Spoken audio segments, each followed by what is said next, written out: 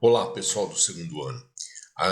Nós vamos gravar para vocês agora a 25ª aula de filosofia, tá? Abordando o assunto do módulo 25 da apostila de vocês. Gente,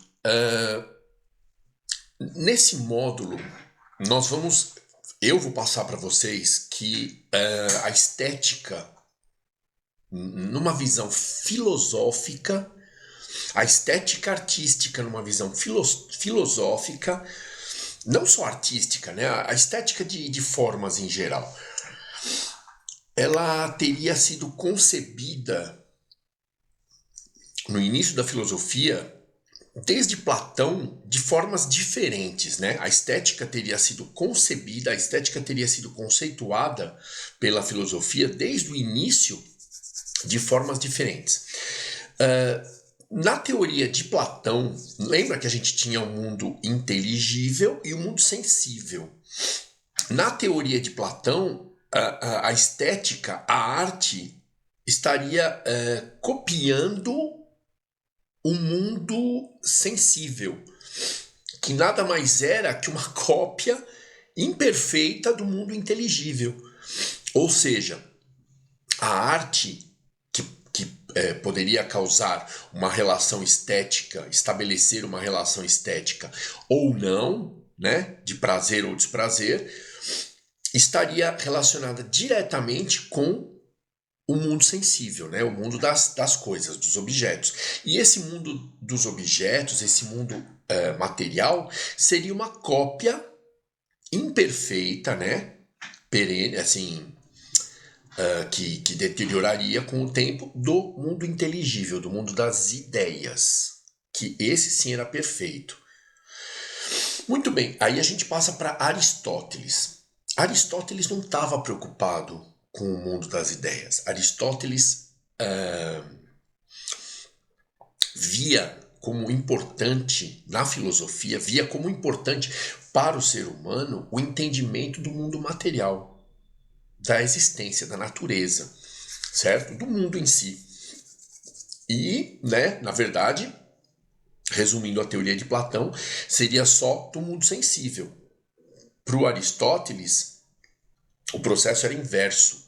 O mundo inteligível, a inteligência do ser humano, a construção do conhecimento para o ser humano viria da apreensão, né? Viria da observação do mundo real, do mundo material. E a arte imitaria o mundo real, né? A arte seria uma forma de representar o mundo material. Também poderia estabelecer uma relação estética ou não. Muito bem, já no século XVIII, gente. Isso 22 séculos depois disso que eu estou falando, tá? Nós temos outra abordagem da arte e da estética.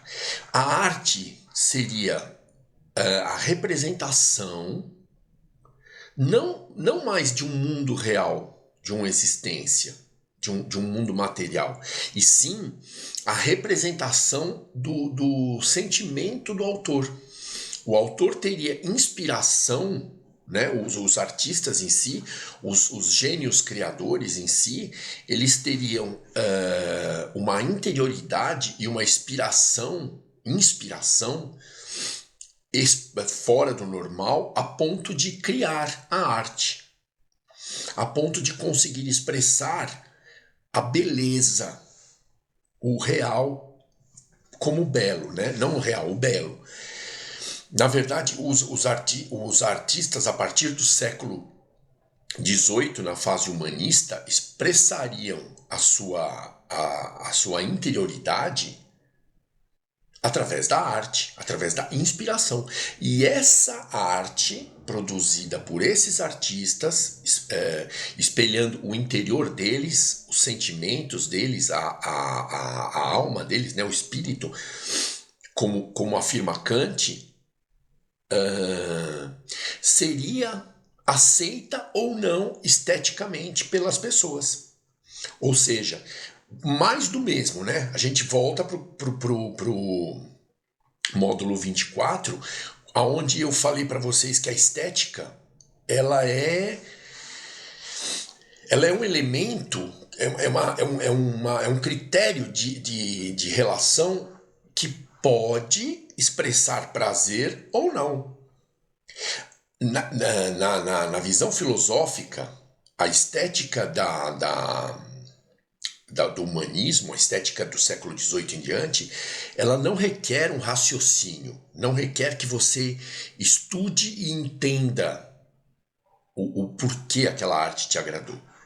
A estética do humanismo simplesmente para por aí, classifica entre prazeroso, uma produção artística, uma produção plástica, classifica entre prazeroso ou não, entre belo. A concepção de belo é subjetiva nesse caso, né? A gente vai ter que cair nesse raciocínio pela lógica, né? Pela dedução.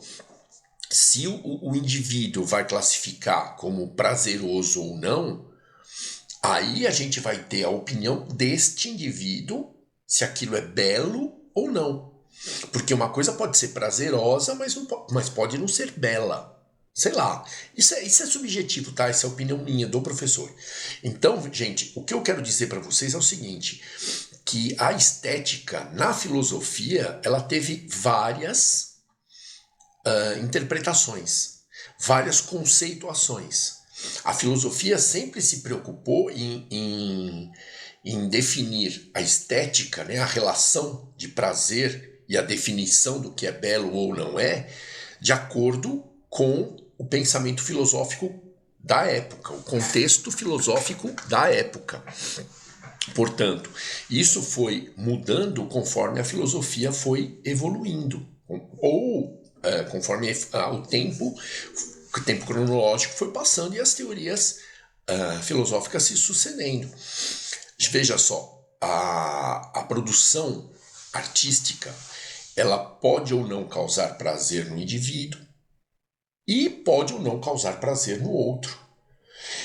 E veja só, a opinião coletiva, a majoritária, definirá se aquilo é belo ou não. Veja se vocês entenderam, gente. A opinião majoritária, a opinião da maioria, definirá o que é belo e o que não é belo.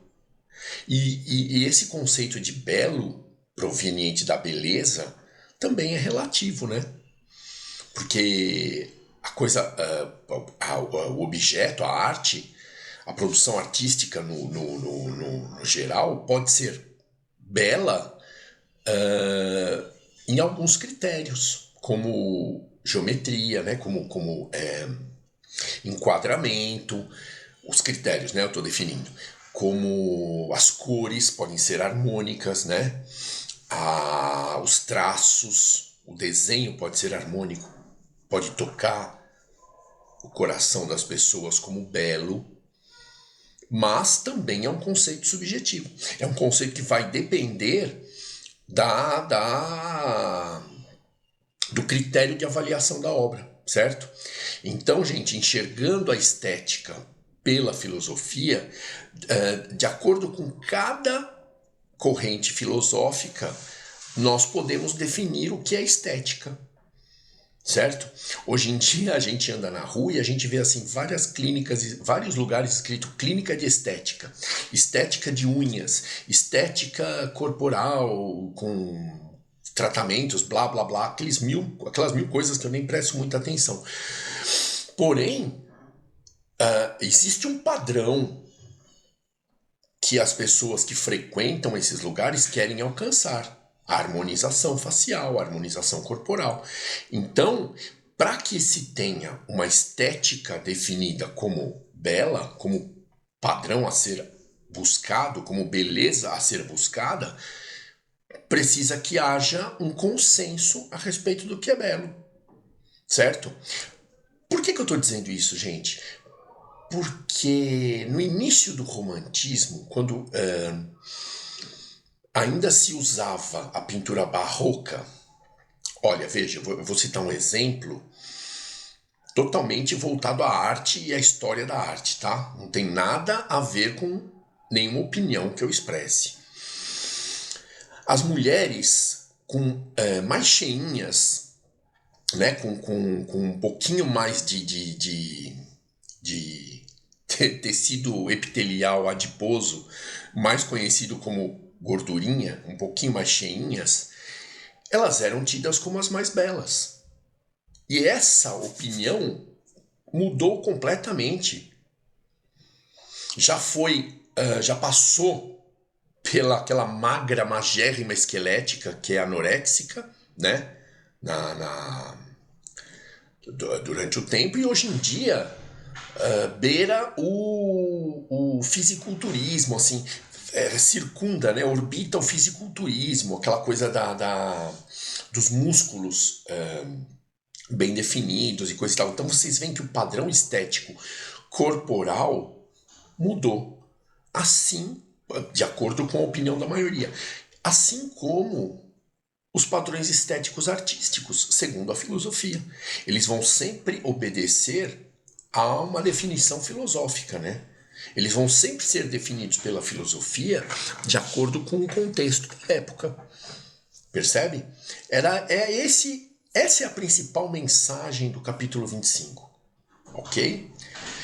Gente, esse capítulo é muito curto. A parte dele que eu julguei interessante passar para vocês é mais curta ainda. Não é nem o capítulo inteiro, não é nem o módulo inteiro da apostila.